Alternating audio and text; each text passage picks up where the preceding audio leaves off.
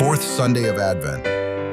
Ika-4 na linggo sa panahon ng pagdating ng Panginoon. Pagbasa mula sa aklat ni Propeta Isaias. Noong mga araw na iyon, ipinasabi ng Panginoon kay Akas, "Humingi ka sa akin ng palatandaan, maging sa kalaliman ng kinaroroonan ng mga yumao o sa kaitaasan ng langit." Sumagot si Akas, "Hindi po ako hihingi, hindi ko susubukin ang Panginoon." Sinabi ni Isaias, "Pakinggan mo, sambahayan ni David. Kulang pa ba ang galitin ninyo ang mga tao, na pati ang aking Diyos ay inyong niyayamot?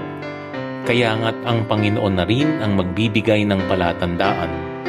Maglilihi ang isang dalaga at manganganak ng lalaki, at ito'y tatawaging Emmanuel."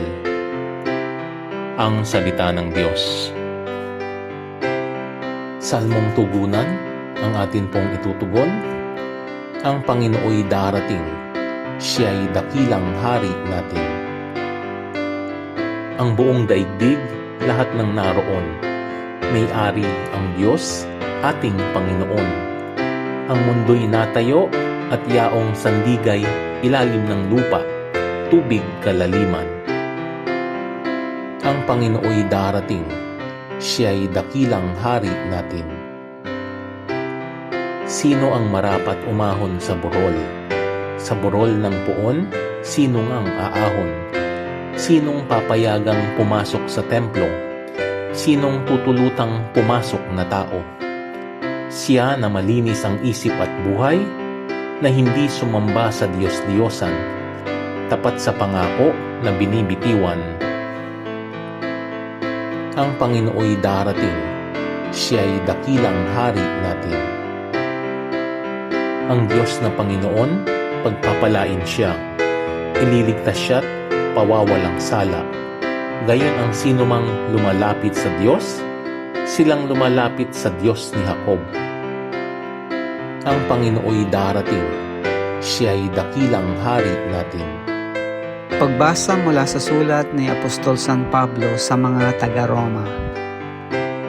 Mula kay Pablo na alipin ni Kristo Jesus, tinawag upang maging apostol at hinirang upang mangaral ng mabuting balita ng Diyos sa inyong lahat na minamahal ng Diyos na nangariyan sa Roma, na tinawag upang maging mga banal.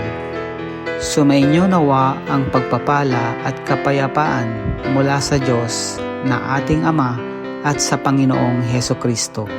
Ang mabuting balitang ito na ipinangako niya noon pang una sa pamamagitan ng mga propeta at nasasaad sa mga banal na kasulatan ay tungkol sa kanyang anak, ang ating Panginoong Hesukristo.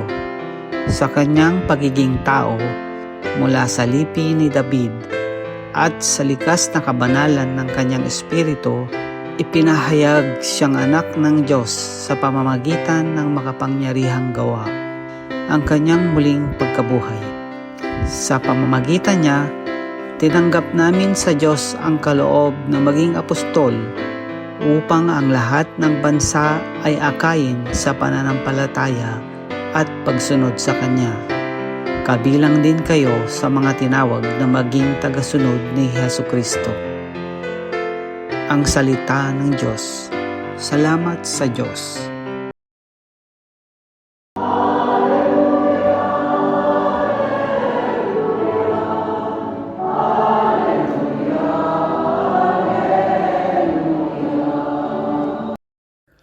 Ang mabuting balita ng Panginoon ayon kay San Mateo.